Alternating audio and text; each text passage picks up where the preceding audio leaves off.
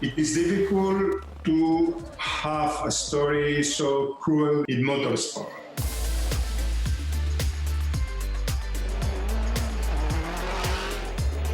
First non-Scandinavian to win in Finland, I think the Finnish people were like, what the hell, this crazy Spanish.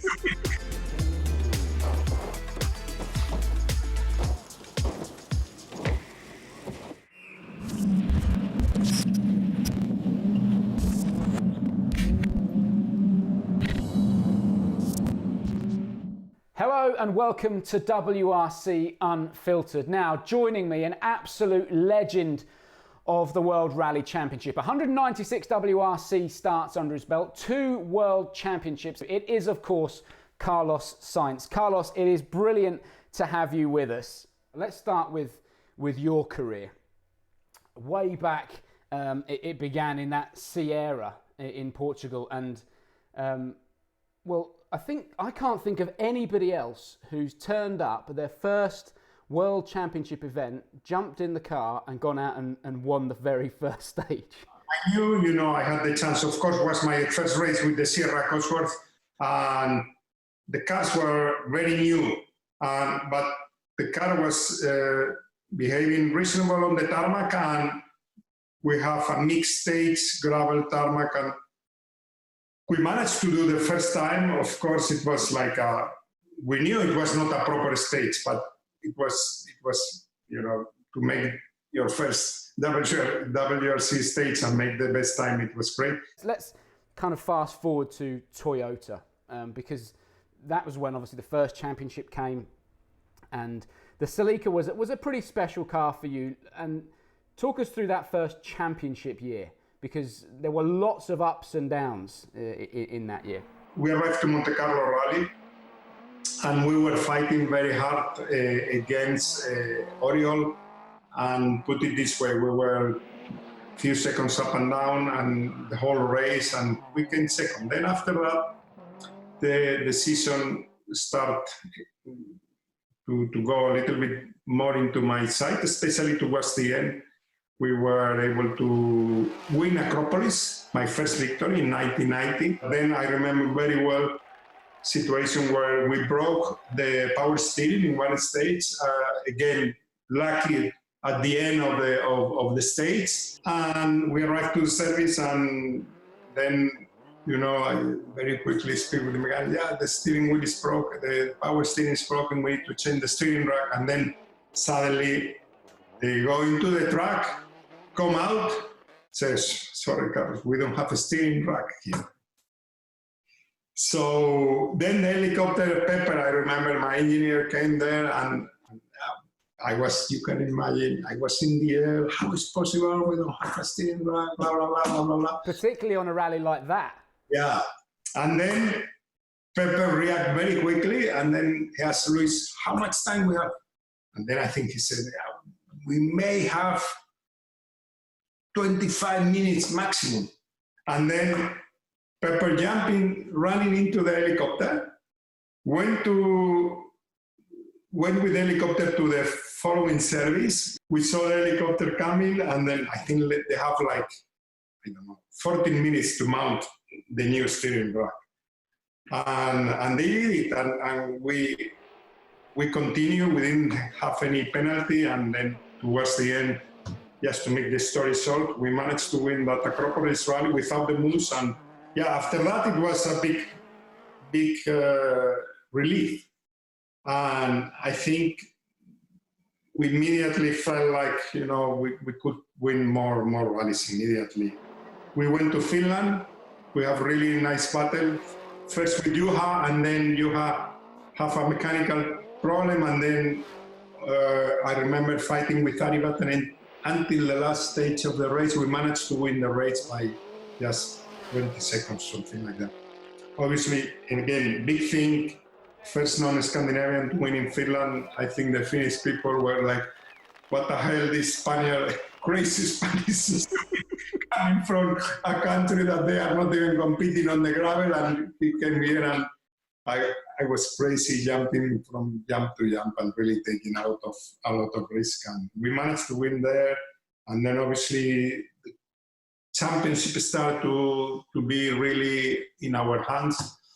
I don't know. And then we won in New Zealand, and then to make the story short, we come to San Remo, where it was the first race where mathematically we could achieve to win the championship.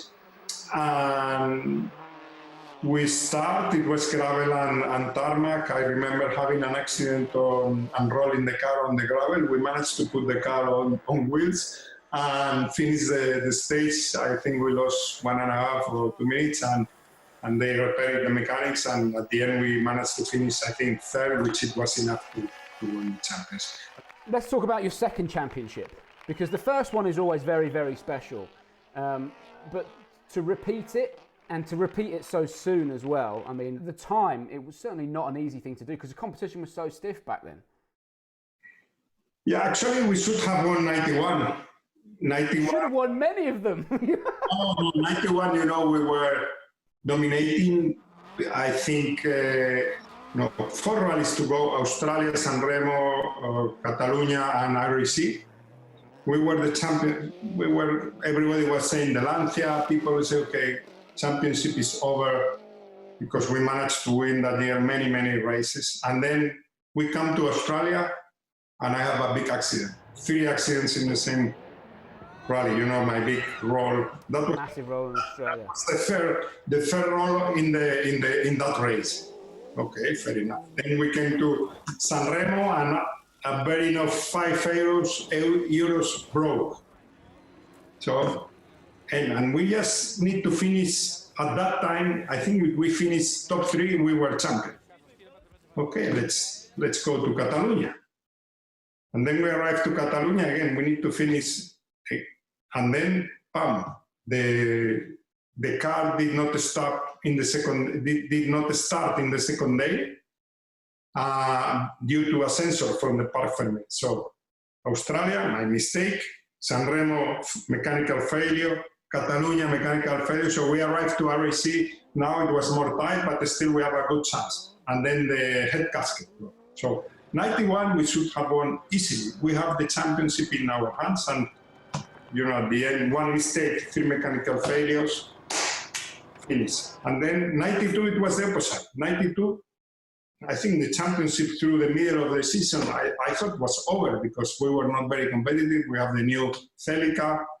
And then we went to Safari. We won in Safari. We managed to win, I think, New Zealand, or I don't remember what it was.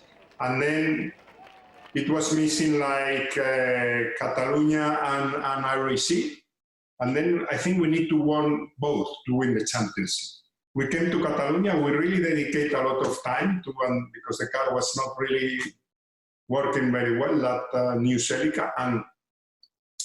And then basically the team say, okay, they sent us with a small team because they thought, the championship is over. But they say, okay, do your testing and do the maximum. We came to Catalonia, we won in Catalonia, and we said, okay, maybe it's possible. We just need to win a RAC.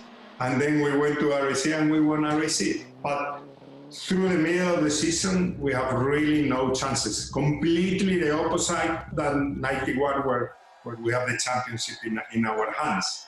So again, motorsport, you never know what can happen. You need to finish the races. You should never give up. And this is something, it's the first lesson you need to learn in motorsport. Never give up, and in life, because you never know what can happen. So, 2 world championships down. Let's fast forward to 95. I remember it clearly. I was only 10 at the time. But I remember watching it on the telly. And I was also racing with Jamie Richards, Dave Richards' son. I can remember Colin being really upset with DR in Spain, and there being all of this kind of row between the team. And I never asked you this question, but I'd love to know, because it doesn't matter now. I'd love to know what really went down at ProDrive between yourself, Dave Richards, and Colin in 95. Well, I can explain you that year it was starting very well for me. winning, I think it was Monte, Portugal. It was not many rallies that year. I don't remember how many, but then I have an accident and I broke my shoulder, so I couldn't compete in one or two rallies. I still have really bad shoulder. And then I went to Australia, still with good lead.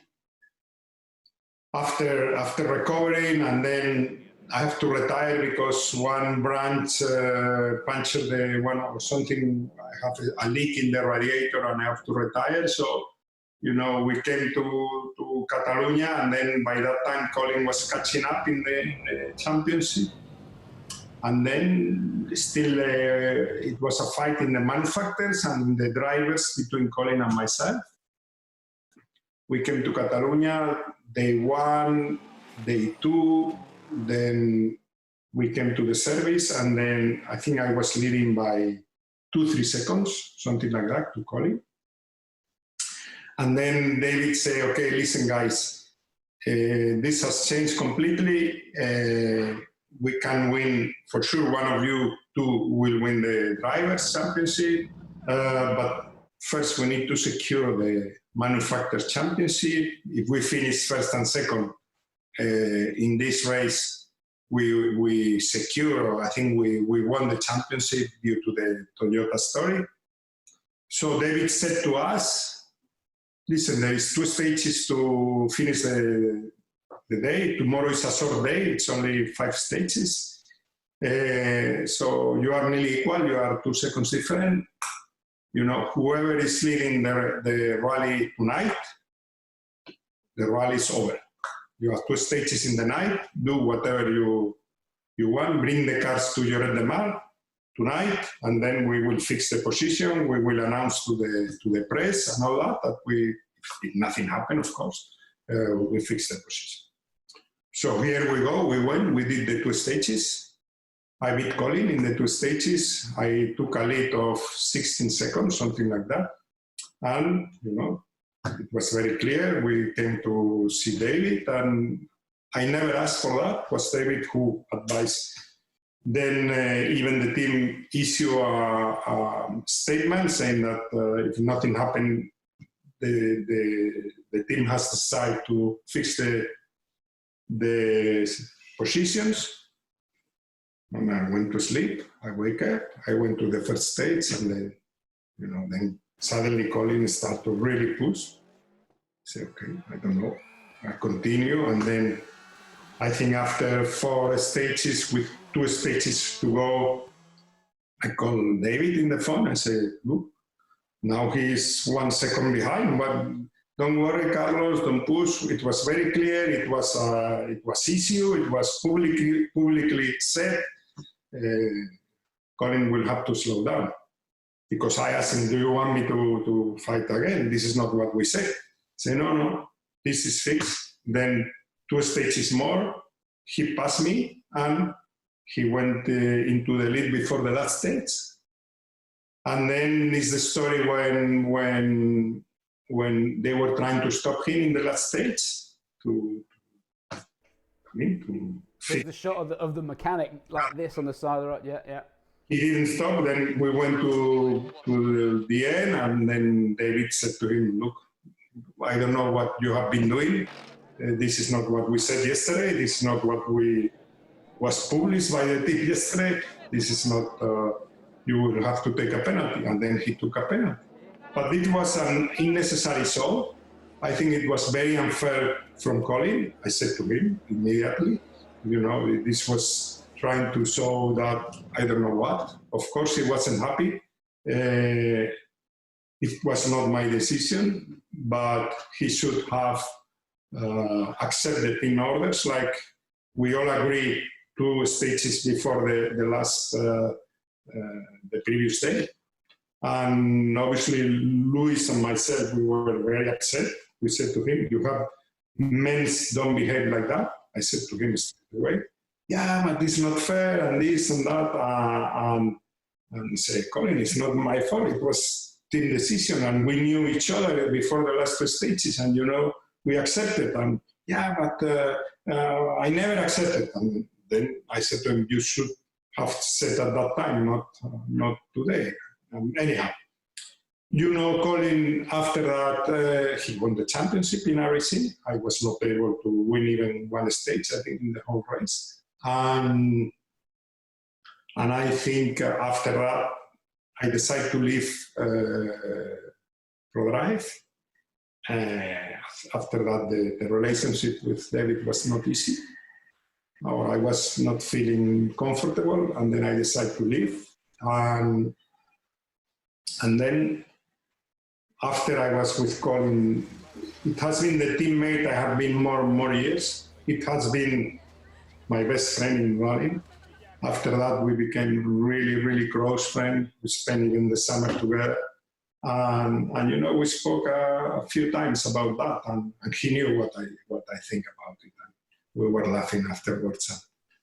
But this is the real story. It was never a fight. It was the side from the day before, and this should have never happened.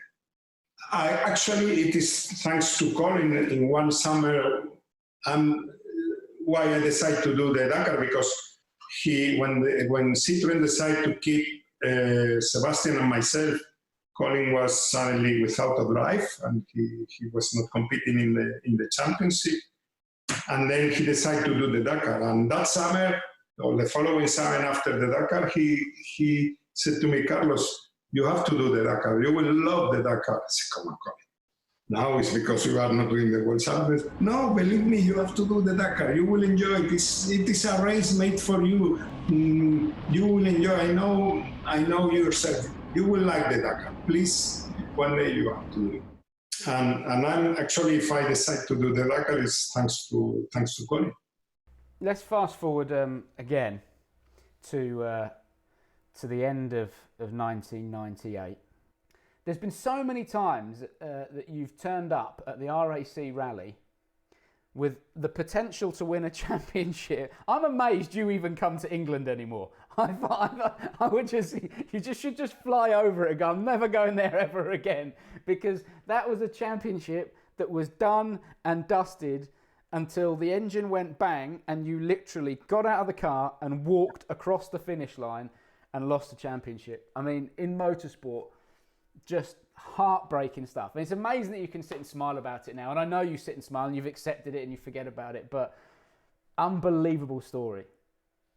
Yeah, what can I say? One of the most unbelievable stories in motorsport. I think it is difficult to have a story so cruel in motorsport because it was so close during so long, 3-4 days. There you can touch the championship. We didn't have any fear, any danger, anything. We just need to cruise and we were champions. But the destiny, sometimes the destiny it was obviously a mistake from the engine department that it happened during the race to Marcus Gronholm to the Toyota, and then the day after that day, I think, or the previous day, Didi Oriol retired with a clutch problem, and then I was supposed to do some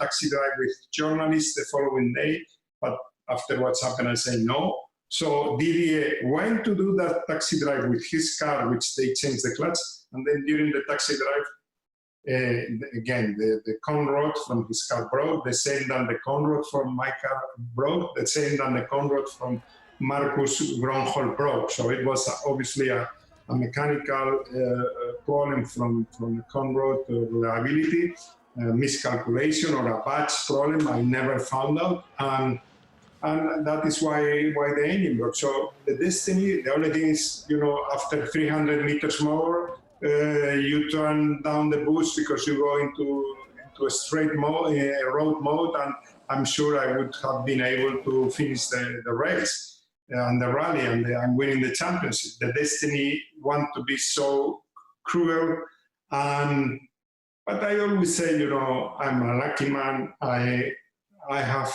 much more than I never dreamed.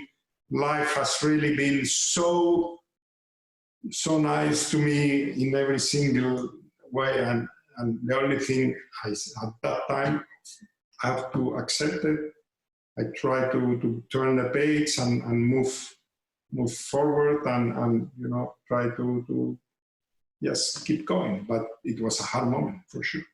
Carlos, listen, it's been absolutely, as always, brilliant to catch up with you and to hear the stories of the past, because the past in the WRC is just as important as the stuff that's going on in the present. It's absolutely mega to catch up, and thanks for your time, and stay safe and take care of yourself.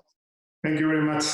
Well, mega to chat to Carlos Sainz. Now, make sure you subscribe to Red Bull Motorsports. There's loads of great content on there. And of course, keep your eyes peeled on redbull.com for all of the latest updates in the World Rally Championship. Hopefully, we'll get going again very soon. Thank you so much for your company. Please stay safe. We'll catch you again soon. Bye-bye.